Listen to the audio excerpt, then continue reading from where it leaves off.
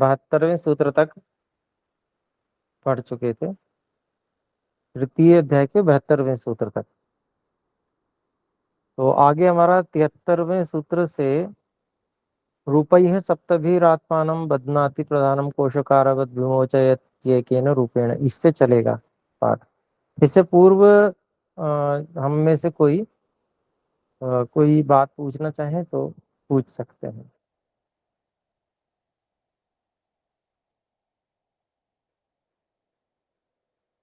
ओम। जी बोलो। जी गुरु जी, इसमें एक सूत्र आया था, अभी मुझे सूत्र ध्यान नहीं है। आरंभ का ये जो सबसे पिछली कक्षा में जिससे हम आरंभ किए थे, एक मिनट सूत्र संख्या में भी बता देता हूँ। ये था 65वां सूत्र। उसमें जड़ और चेतन ऐसे दो चीज थे जिसके कि इससे मोक्ष होता है, तो ऐसी कोई बात आई थी। तो वो उन दो ऐसे पदार्थों की तुलना क्यों हो रही थी, ये समझ में नहीं। मैं पुस्तक नहीं खोल पाया हूँ, मैं बोल रहा हूँ। 65वें सूत्र हाँ में मैं जा। समझ गया। द्वयोरेकतरस्य बहुदासीन्यम अपवर्गः। जी, असल में क्या है कि संबंध ही मुख्य रूप से दो पदार्थों का सीधा सीधा संबंध है। ठीक है, सीधा संबंध या प्रकृति से है या पुरुष का आपस में संबंध है। तो जो सीधा संबंध है, तो सीधे संबंध वाली चीजों की बात की जा रही है। माध्यम वैसे ईश्वर का संबंध है। ईश्वर का संबंध है कि प्रकृति को माध्यम बना रहा है ईश्वर, और फल प्रदान के लिए इत्यादि, सृष्टि की रचना, उपकार के लिए, जिससे कि हम वो योग्यता बना सकें कि ईश्वर के आनंद को प्राप्त करें, या सब दुखों से पूरी तरह से छूट जाए, वो योग्यता हमारी बन जाए। तो है तो वहां प्रधानता ईश्वर की और जीव की, लेकिन क्योंकि सीधा जो संबंध है वो छूटना और जुड़ना, बद्ध होना, वो प्रकृति से हो रहा है सीधे। तो इस कारण से प्रकृति के रूप से ही कथन किया गया है। हालांकि प्रकृति जड़ है, स्वयं वो ना किसी को बांधती है ना छोड़ती है। ईश्वर की प्रेरणा ही उसमें मुख्य कारण है। ये बात समझते हैं सब लोग, हम सब। तो उसी समझ को हमें बनाए रखना है। यहाँ पर आ, वही भाव है कहने का, उसको जिसको कहते हैं कि विकल्प वृत्ति में भी बात की जाती है कि भाई अहमदाबाद आ गया। अहमदाबाद तो वही है, वो थोड़ी आता है। हम पहुंच गए अहमदाबाद कहते हैं ना। तो इसी तरह से कथन होता है, और कथन होने के बाद समझा भी वैसे ही जाता है जब वास्तविकता है, पर फिर भी कथन वैसा होता है। कोई उस कथन के प्रकार को पकड़ के और फिर प्रश्न करे तो फिर उसको तो समाधान उसी तरह से करना होगा। तो वही उसी तरह से यहाँ समाधान किया दर्शन में। जी गुरु ठीक है जी, जी, धन्यवाद।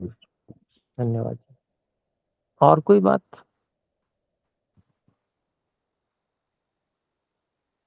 ठीक है, तो हम आगे बढ़ सकते हैं। हमारा अगला सूत्र है 73वां सूत्र है तृतीय अध्याय का। बहुत ही सुंदर, बहुत, जिसको कहें कि कुछ सूत्र ऐसे होते हैं जो बिल्कुल सारभूत होते हैं और बिल्कुल धारण करने योग्य होते हैं तुरंत। उनको ऐसा का ऐसा ही तुरंत समझकर और उनको वैसा कर लिया जाए तो बड़ी तीव्रता से उन्नति होती है। वैसा ये सूत्र बहुत सुंदर है। रूपैः सप्तभिः मैंने इसको अलग अलग करके बोल रहा हूँ। रूपैः सप्तभिः आत्मानं बध्नाति प्रधानम कोशकारवत् विमोचयति एकेन रूपेण। तो ये जो प्रकृति है वो अपने 7 रूपों से, 7 रूपों से मतलब जिसको कहते हैं ना कि व्यक्ति दृष्टिकोण क्या है, तो वो अगर प्रकृति और सारे जगत को 7 रंग सतरंगी देखता है, 7 रंगों के रूप में देखता है, अर्थात 7 रंगों के रूप में देखता है का अभिप्राय क्या हुआ कि उसमें बड़ी रुचि लेता है देखने में, वो उस बहुत रुचि है, वो रुचिकारक लगती है उसको। और अलग अलग उसके जो भिन्न भिन्न रूप हैं उन सब में वो रुचि लेता है।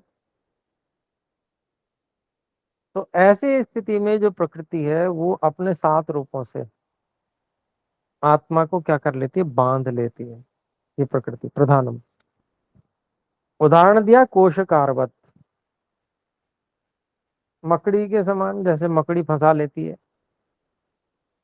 ऐसा, या और भी जो तरीका होगा देखेंगे इसमें। और विमोचयति एकेन रूपेण, और छोड़ देती है एक रूप से। जो व्यक्ति प्रकृति को, प्रकृति से बने पदार्थों को एक रूप से देखता है, एक रूप माने सत्व रजतम वाला रूप, कारण रूप, तो उसको छोड़ देती है, वो फंसता नहीं है इसमें, बंधता नहीं है, उसको सही स्वरूप पता चल जाता है। स्थिति सही जो है विद्या, विवेक, तो विवेक हो जाता है उसको जब वो उसको सही रूप में देखता है, वास्तविकता में देखता है उसको, कारण रूप में देखता है उसे, तो उसको वो छोड़ देती है। छोड़ देती है का मतलब वही समझना चाहिए जैसे अभी चर्चा आई शंका समाधान वाली बात पे, कथन हो रहा है छोड़ देती है, पर वो जो मुख्य कार्य है वो ईश्वर का ही है, ऐसा समझना चाहिए। ईश्वर ही जो है वो बंधन से छुड़ा देते हैं। तो ये बहुत महत्वपूर्ण चीज है कि हमारे को दृष्टि क्या रखनी है संसार के पदार्थों को देखते हुए। पुरुष स्त्री को देखता है, स्त्री पुरुष को देखते हैं, तो पुरुष स्त्री को स्त्री के रूप में देखता है, प्रकृति के रूप में नहीं देखता, इसलिए वहां मोह में फंसता है। खाने पीने की चीज से लेकर जितनी भी इंद्रियों के विषय हैं सब, दर्शन स्पर्शन इत्यादि जितने प्रकार के विषय हैं, उन सब विषयों में जहां पर व्यक्ति विविध रंग रूप इत्यादि आकर्षण उनमें देखता है, तो वो फंसता चला जाता है, उसमें बंधता चला जाता है। जबकि जितनी भी ये सृष्टि है और इसका जो भी अ,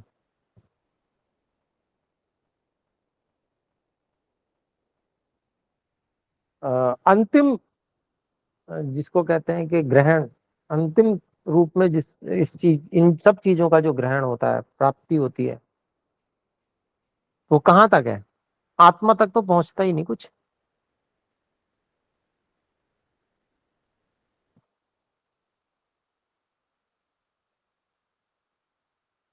हम तक तो पहुंचता ही नहीं, हम क्योंकि अपने अपने स्वरूप को समझ ही नहीं रहे, हम अपने स्वरूप में है ही नहीं स्थित, इसलिए हम बुद्धि आदि पदार्थों को ही अपना स्वरूप समझ रहे हैं, और वहां तक इसकी पहुंच है।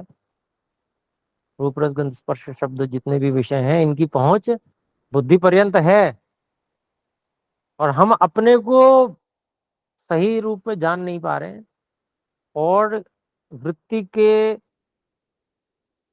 स्वरूप को ही अपना स्वरूप समझ रहे हैं, बुद्धि से जो निर्णय कर रहे हैं, मन से जो देख रहे हैं, वो उसको अपना ही स्वरूप मान रहे हैं। इस कारण से भोग हो रहा है, उसकी प्राप्ति हम अपने में मान रहे हैं, हो तो नहीं रही है, वास्तविकता में तो नहीं है, लेकिन हम मान रहे हैं कि ये हम में प्राप्ति हो रही है। रूप रस गंध स्पर्श शब्द होता नहीं है, लेकिन है नहीं प्राप्ति।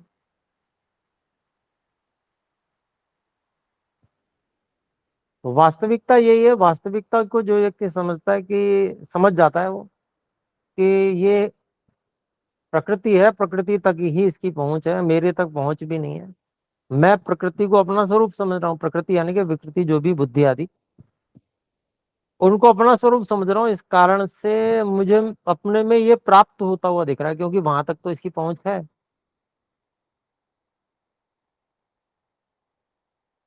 तो मैं ये समझ रहा हूँ कि ये मेरे में प्राप्त हो रहा है सब कुछ, मैं इसको जो है वो भोग रहा हूं, मेरे अंदर इसकी प्राप्ति हो रही है। और जब वो प्रकृति के रूप में देखता है सब चीजों को, कारण रूप में देखता है, तो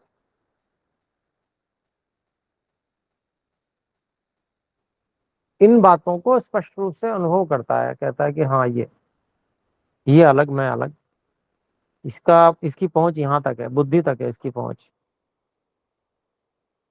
मैं जान जरूर रहा हूं कि हाँ ये है, सामने है, परंतु मैं प्रभाव को आरोपित नहीं करता, मैं नहीं इसको अपने में मानता। जहां पर है वो है, होने दो। तो इस रूप में जब प्रकृति को व्यक्ति स्वीकार करता है, मानता है, तो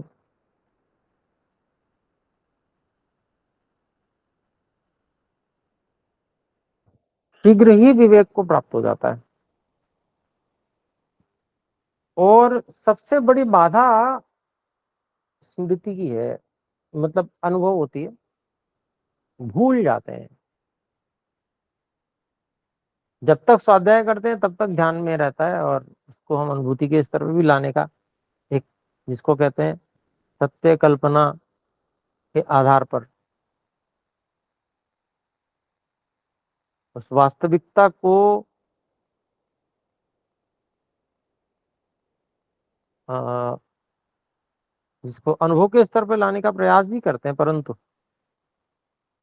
इसका अनभ्यास इतना अधिक है कि, मतलब अभ्यास नहीं है और दूसरा जो इससे विपरीत अभ्यास इतना अधिक है कि स्मृति भी नहीं रहती, और व्यवहार में प्रवृत्त होते हैं तो बिल्कुल वैसे ही हो जाते हैं। कितने अधिक अभ्यास की अपेक्षा है, आवश्यकता है इसकी, वो करने की आवश्यकता है। तो यहाँ पर तो एक एक इंफॉर्मेशन, एक नॉलेज, एक इस तरह से पता चल रही है बात अपने को, उस बात को अपने को समझना है, और समझकर फिर उसके ऊपर प्रयास करना है कि हम उसको किस प्रकार से देखें, संसार के प्रति हमारी दृष्टि क्या हो। और जब ये दृष्टि होगी तो दृष्टा और आनुषविक दोनों विषयों से वितृष्णा स्वतः ही हो जाएगी, तृष्णा नहीं रहेगी उनके प्रति।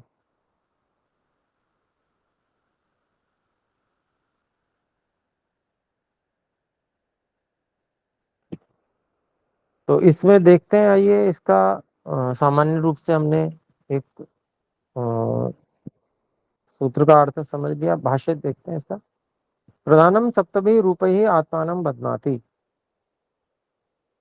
ये शब्द सूत्र के हैं, और इसका भाष्य देखते हैं। महत तत्व अहंकार पंच तन्मात्र सप्तभि अवस्थान्तर भूत विकृति रूप जीवात्मानम बदनाति। तो जो प्रकृति है वो महतत्व, अहंकार, पांच तन्मात्राओं के द्वारा, इन सात रूपों के द्वारा अवस्थान्तर भूत, जो भिन्न भिन्न अवस्था को प्राप्त हुए हुए हैं उनके द्वारा, विकृति रूपी, उसी को बोला, जो विकृति रूप में आए हुए हैं उनके द्वारा जीवात्मानम, जीवात्मा को बदनाती बांधती है। यतः, क्योंकि, तथा एव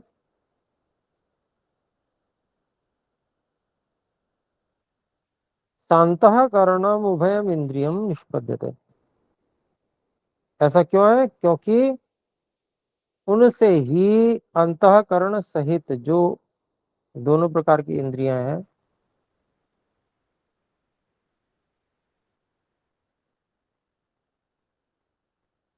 अर्थात 11 इंद्रियां, 5 कर्म इंद्रियां, 5 ज्ञान इंद्रियां, एक उभय इंद्रिय, ये बनती हैं।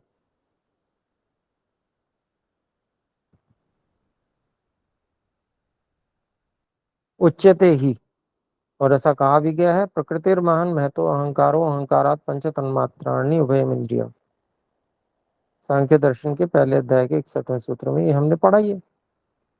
कथम इव, कैसे, किस तरह से, तो कोशकारवत, कोशकार इव, तंतु कीट इव, कोशकार के समान अर्थात जो धागा बनाने वाला कीड़ा होता है उसके समान। यथा तंतु कीट तंतुभिर बदनाति, जैसे जो धागे वाला कीड़ा होता है वो धागों से बंध जाता है।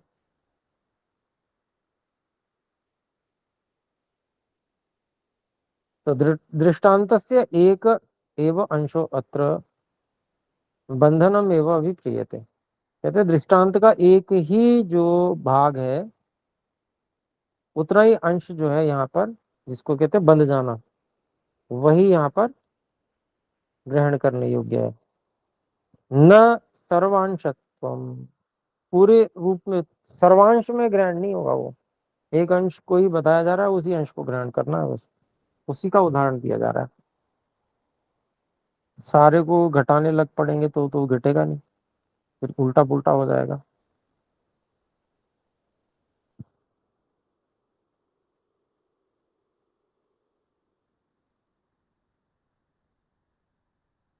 तो न सर्वांशात्वम स्वबंधनम अभी, अब सर्वांश में उसको नहीं लेना, अपना बंद, अपने आप अपना बंध जाना भी होता है, उसको नहीं लेना।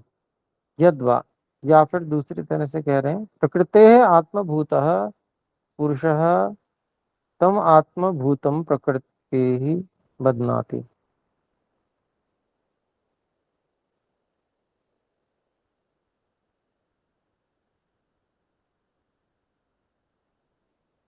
प्रकृति का जो आत्मा हुआ हुआ, इसको कटवा दिया है आचार्य जी ने, स्वामी जी ने उस समय जब पढ़ाया था।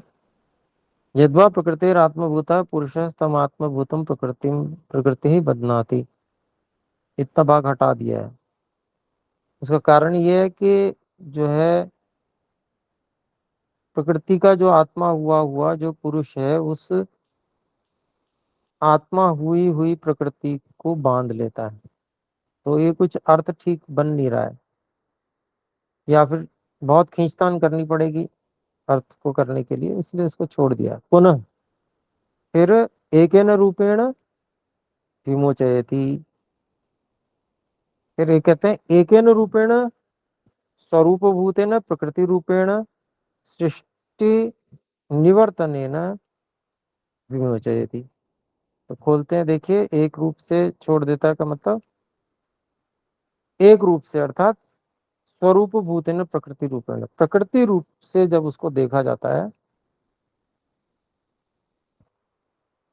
तो सृष्टि से निवृत्त होने की स्थिति में आकर उसे विमोचयति छोड़ देता है, यानी कि छोड़ देती है। प्रकृति जो है वह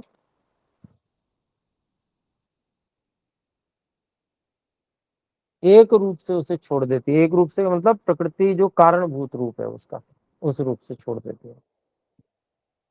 बंधः तु खलु पुरुषस्य एव, जो बंध होता है वो तो पुरुष का ही होता है। सो अविवेकात्, वह अविवेक से होता है। विवेका विवेकौ पुरुषाधिष्ठानकौ, विवेक और अविवेक जो है वो पुरुष में रहने वाले हैं।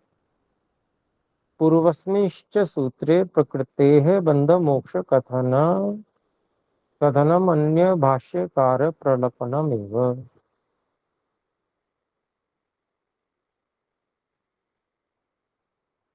पूर्व और इस पहले वाले और इस दोनों सूत्रों में प्रकृति के बंध और मोक्ष का जो कथन है वो भाष्य अन्य भाष्यकारों के द्वारा व्यर्थ कथन है। बहुवी सूत्री सिद्धति ही, बहुत ही सूत्रों, बहुत सारे सूत्रों से ये सिद्ध होता ही है कि पुरुष ही बंध, पुरुष से ही बंध है, पुरुष का ही बंधन होता है। सच अविवेकात, और वो अविवेक के कारण से होता है। सती विवेक विवेक मोक्ष, और विवेक हो जाने पर मोक्ष हो जाता है। तो ये बहुत बढ़िया सूत्र है, और एक दृष्टि प्रदान करता है हमको कि हमको संसार को कैसे देखना है। जो भी विवेक मार्गी हैं, विवेक को प्राप्त करना चाहते हैं, उनको संसार को किस प्रकार से देखना चाहिए। एक दृष्टि है, ठीक है, उपयोग की दृष्टि से, जहां शरीर की रक्षा आदि प्रयोजन हो, वहां पर उस रूप में देखते हुए भी उसको कारण रूप में देखने का अभ्यास रखना है।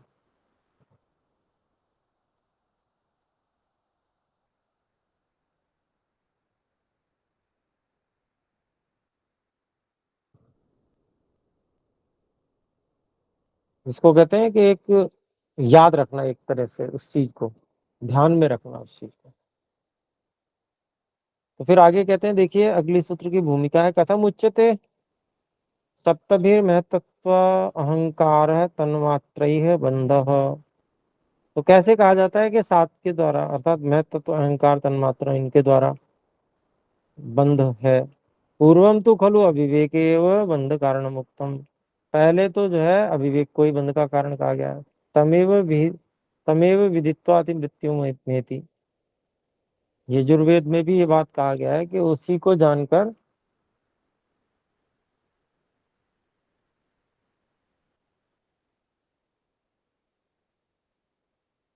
अति मृत्युम एति, अर्थात मोक्ष को प्राप्त कर लेता है। तो इति दृष्ट कारण से हानिर्भवेत् अत्र उच्यते। इस प्रकार से जो है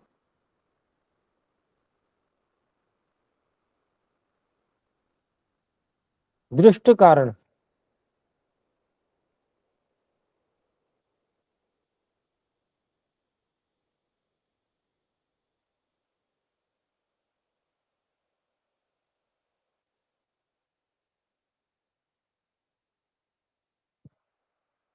तो जो दृष्ट कारण है कौन सा है, ये दिखाए गए जो कारण अभी यहाँ पर है, इसकी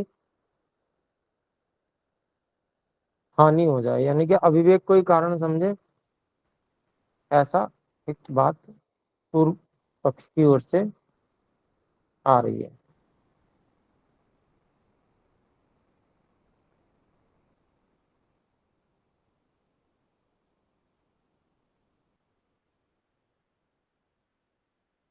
तो 74वां सूत्र ये कहता है, निमित्तत्वम अविवेकस्य न दृष्ट हानि।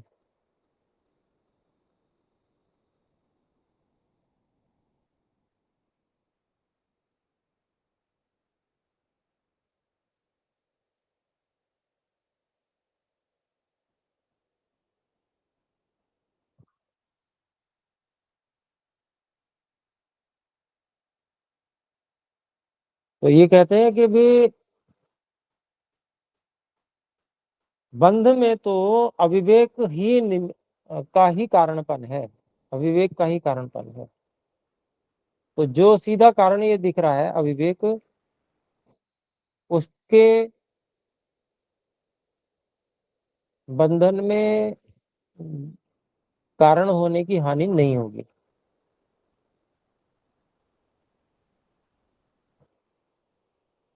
और वो दोनों अलग अलग क्षेत्रों में बात कही जा रही है। जो ये बात कही गई कि भाई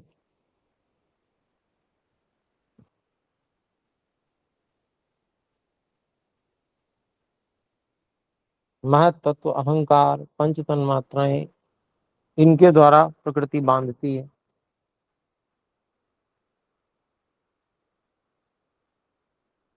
तो इनकी जो स्थिति है वो तो बाद में ही आती है, अविवेक के बाद ही आती है।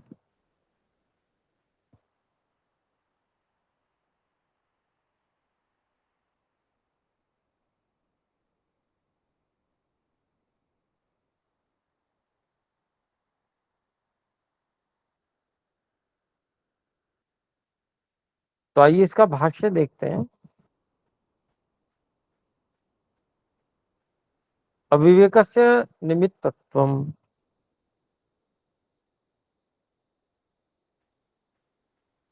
तत्र महत्तत्वादौ खलु अविवेकस्य निमित्तत्वम अस्ति।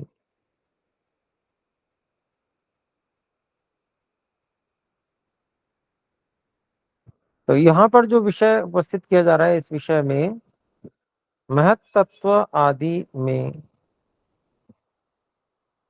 अर्थात महत तत्व आदि के प्राप्त होने में अविवेक का कारणपन है।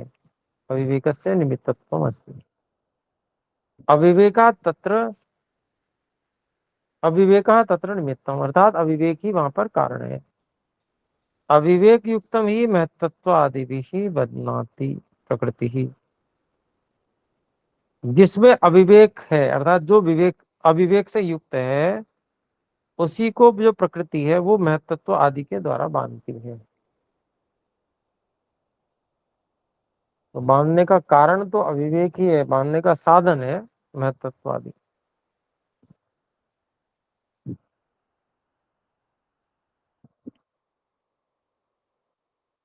तो आगे कहते हैं दृष्ट हानि ही न, दृष्टस्य साक्षात भूतस्य कारणस्य बंध कारणस्य न हानि। तो देखे हुए का अर्थात जो साक्षात बने देखा हुआ है, साक्षात उपस्थित है ऐसे कारण के, अर्थात बंध कारण का की न हानि, हानि नहीं होती।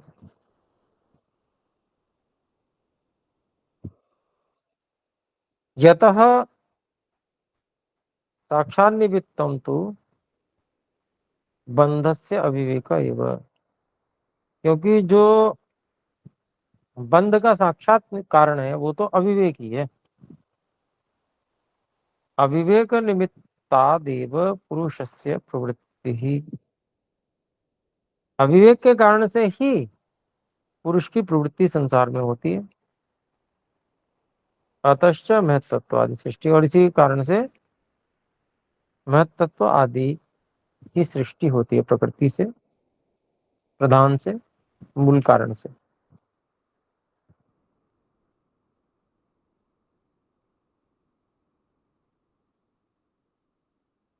और फिर आगे कहते हैं देखिए अविवेको बंधस्य निमित्तम।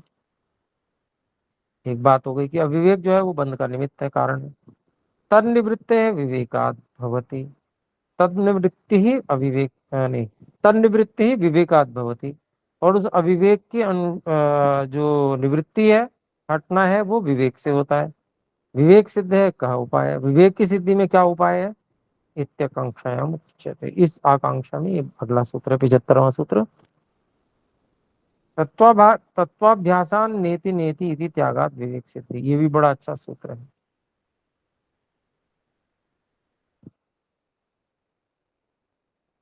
तत्व ज्ञान के अभ्यास से, न इति इस त्यागात, इस प्रकार से त्याग करते जाने से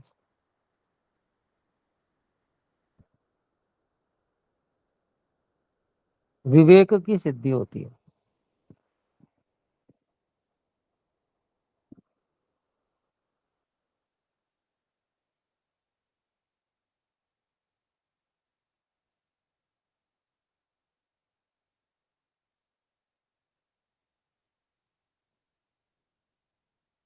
तो यहाँ पर क्या तत्व है, जब हम किसी की खोज करते हैं,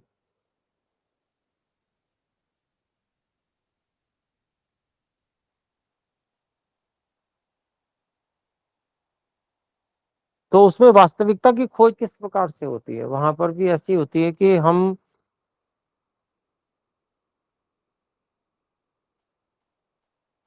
तुलना करते हैं, तुलना करते हुए ये भी नहीं है, ये भी नहीं है, ये भी नहीं है।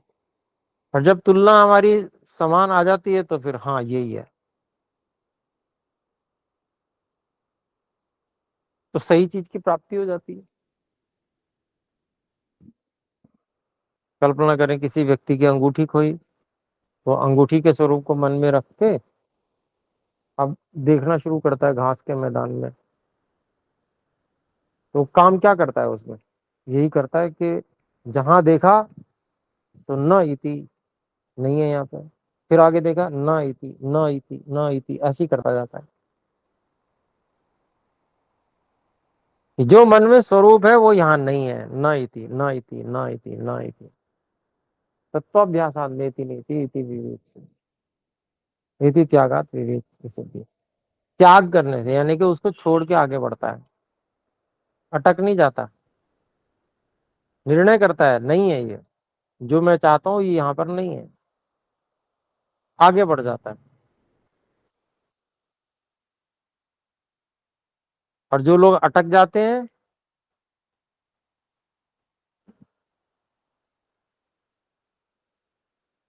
वो उन्नति कभी कर ही नहीं सकते। त्यागात, त्याग से ही विवेक सिद्धि होती है। छोड़ ही नहीं रहा है जो व्यक्ति, मान लीजिए किसी ने किसी को बताया कि स्थूल द्रव्य ये है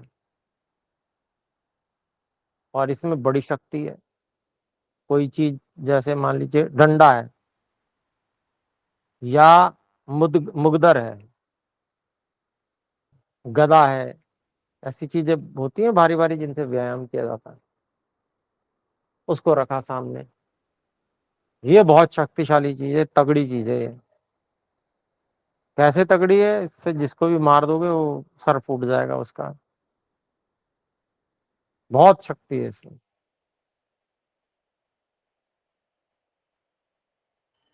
अब वो खोजता है कि बहुत शक्ति है तो कैसी शक्ति मैं चाहता हूं, क्या वैसी शक्ति है ये।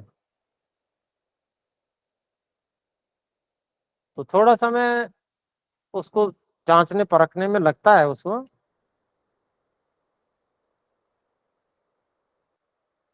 जितना भी लगता है समय लगता है, लेकिन उसके बाद में न इति, नहीं है ये जो मैं चाहता हूं, जैसी ताकत जैसी शक्ति मैं चाहता हूँ यहाँ नहीं है, इति त्यागात, उसको छोड़ देता है, फिर अगली चीज देखता है।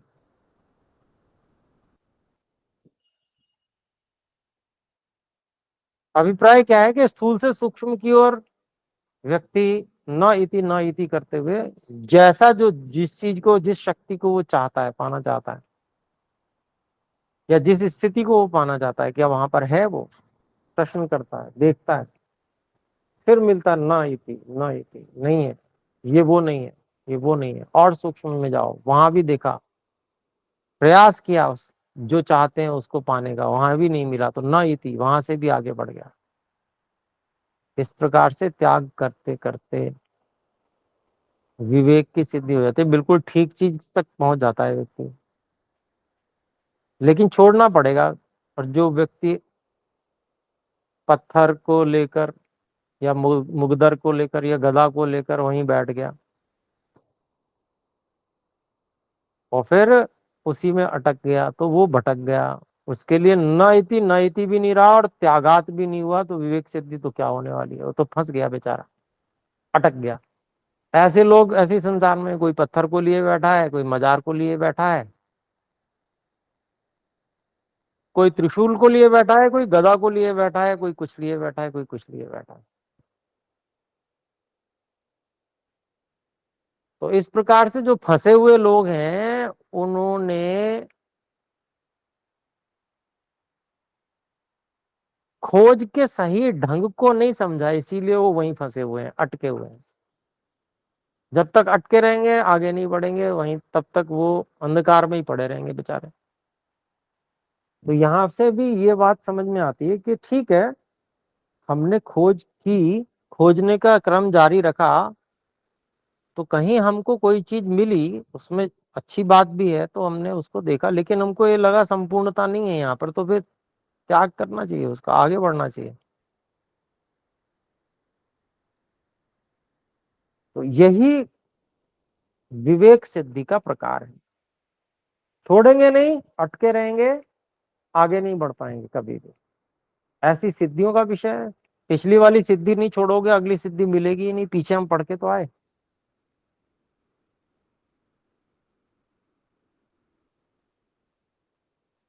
तो जो व्यक्ति राग से युक्त होता है, मोह से युक्त होता है और फंस जाता है, उसको कभी विवेक की सिद्धि नहीं हो सकती। उसका यही प्रकार है, तत्व का अभ्यास करने से, और न इति, ये भी नहीं है, ये भी नहीं है, आगे बढ़ते जाने से और पीछे पीछे की स्थितियों को छोड़ते जाने से, इति त्यागात, छोड़ते जाने से विवेक की सिद्धि होती है। तो इसको फिर हम देखेंगे, ये कुछ अधिक प्रिय सूत्र है, इस कारण से ज्यादा लंबा खींच दिया। चलिए अभी इसको इतना करते हैं, एक और कार्य है तो अभी विराम, और इसके भाष्य को अगली कक्षा में देखेंगे। आइए एक बार ओम का उच्चारण करते हैं।